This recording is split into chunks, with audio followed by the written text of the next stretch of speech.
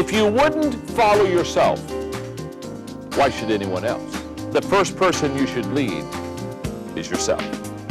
Don't wait until the pressure's on to make a character choice.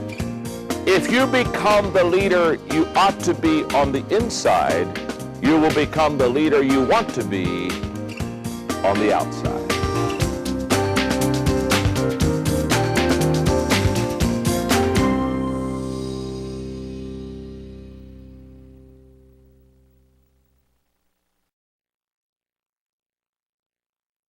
Now, before I give you quality number 11, let me just say this. Of the 21 qualities that we're learning in this series, I would say that this is probably most leaders' greatest weakness. It's listening. In fact, what I often say is this: to connect with their hearts, you have to use your ears. You have to listen. The law of connection in my book, The 21 Irrefutable Laws of Leadership, says leaders touch a heart before they ask for a hand. In other words, before I can touch a heart, I have to know what's in it. I have to learn that, and I learned that by listening. In your notes, 60%, Peter Drucker says this, of all management problems are a result of faulty communication.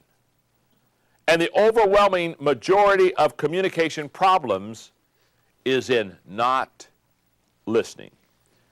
And I have discovered that great leaders are great learners, and great leaders are great listeners.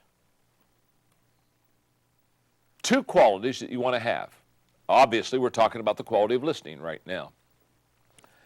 Pat Summitt, the ladies basketball coach at University of Tennessee, is a tremendous leader, and I'll never forget one time when I was up at University of Tennessee and had spent some time with her and some time with the players on the team, and was attending a game with them, that at halftime I went into the locker room with the lady volunteers, and much to my surprise, Pat Summitt nor the coaches, they didn't immediately go into the locker room, or at least the section that we were in. And then I sat back in a chair and I watched one of the players on the team, one of the girls, go up to a marker board and take the marker and look at her players, about 10 or 11 of them, and she said, okay, what did we do right in the first half? And she had a column what they did right in the first half. And then she said, what did we do wrong in the second half? And she had a column what they did wrong in the second half. And then she had a third column, what do we need to change in the second half? And I sat there and I watched this exercise, and about 7-8 minutes later, here comes Pat Summitt into the room, goes straight up to the marker board, goes straight to the three columns, and she begins to evaluate how they have evaluated the first half. She tweaked a couple things and turned a couple things maybe a little bit differently. But basically, what Pat Summitt wanted to do is she wanted to find out if her players knew what the problem was, if they knew what the issues were. And so she went through that, and then she sent them out at second half. And so later on that evening after the game, we were talking, and I shared with her, I said, Pat, that was a very interesting exercise. I said, talk to me about it. And here's what she said. She said, when I began coaching at the University of Tennessee, I just told people what to do. I thought leadership was telling.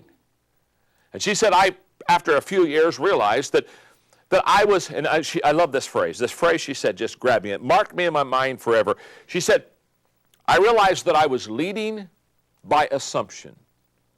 I was assuming that my players understood things, had certain values. And she said, I was trying to coach them not from where they were, but from where I was. And she said, all of a sudden I realized I had to go back and I had to find out where they were. And the only way I could find out where they were was by listening. And she said, it changed the way I coach. It changed the way I lead the team. She said, I realized that the only way that I could ever lead them is to first listen to them and find out where they were. And then as a leader, what does a leader do? A leader finds out where the people are, goes to where they are, and then leads them from there. A great lesson on the value of listening. That's why Woodrow Wilson said in your notes, the ear of the leader must ring with the voices of the people. Great leaders listen to, first of all, their team. In fact, I've often said my best ideas come from someone else. And it's very true. I have learned a long time ago that if I get around the right people and I ask enough questions, they're going to give me stuff that's going to add invaluable to me. And so every day of my life, somebody teaches me something. Every day of my life, I get out my quote thinking companion, a little notebook I have, and I write thoughts and write ideas. Yesterday, I was sitting down talking to somebody, and they said this to me. They said, many times wisdom doesn't come with age. Often, age just comes by itself. Man, I just wrote that down. I thought to myself, there's a day that I'll sell you a book with that in it. Whew. Isn't this huge, huh? Yeah. Now, what am I saying? I'm just saying, great leaders, they have the ability to listen and to pick up these things, and they're always listening to their theme. And Ken Blanchard said, I believe providing feedback is the most cost-effective strategy for improving performance and instilling satisfaction. I believe that. And my thinking team motto is, the best idea wins. How do you get a great idea? You have to have several good ideas. And I get my thinking team, and I sit with them, and I share these things with them, and they bring it back. Let me give you an example. The last 3 books that I have written that have been out.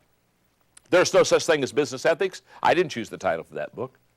Now, that's the title on the book. Larry Kirschbaum in New York City, the head of the book division of Time Warner.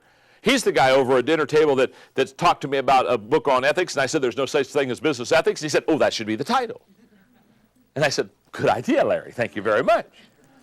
In my book, Thinking for a Change, I didn't think of that title. I wanted to call it Thinking Your Way to the Top. I threw it out to my thinking team. In fact, I said, I think I want to call the book Thinking Your Way to the Top. I've already kind of written it, and this is what I think. And they said, that's a good idea. And they started sharing good ideas. All of a sudden, somebody said, oh, how about Thinking for a Change? And we all went, touchdown, eureka. My book, Running with the Giants. I didn't title it Running with the Giants. I wanted to call it Voices from the Past. And I got my thinking team together, and they said, well, that's nice, Voices from the Past, a little spooky. You know what I mean? And all of a sudden they said, oh no, Running with the Giants, it's more active. I said, yes, oh yes, that's a good idea. Hello. In fact, my next book, Today Matters.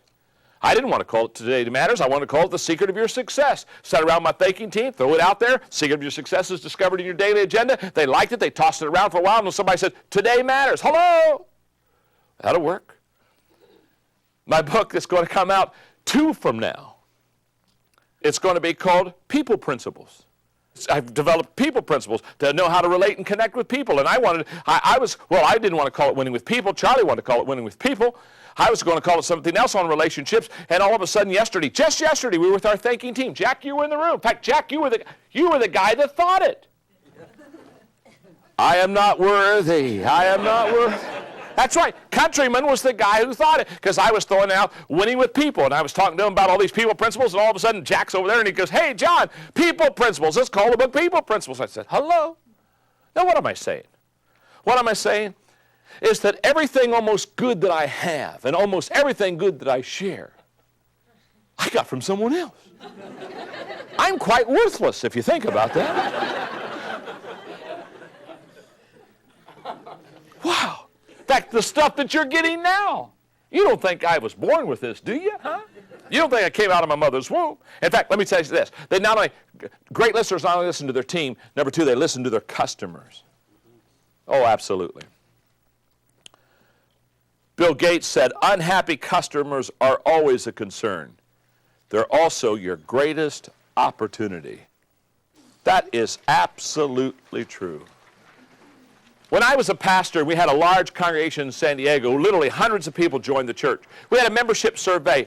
The most important question on the membership survey was this, because these were new people coming to our congregation. The most important question on the whole survey, and what we learned more from and improved ourselves more than any other question by far, in fact, it was more important than all the rest of the questions combined, is we put on the membership survey, what would you change about this church? Hello. They'd say, glad you asked. Fresh eyes. Are you with me? And they say, why are you doing this? Or why not do this? Or why not try that?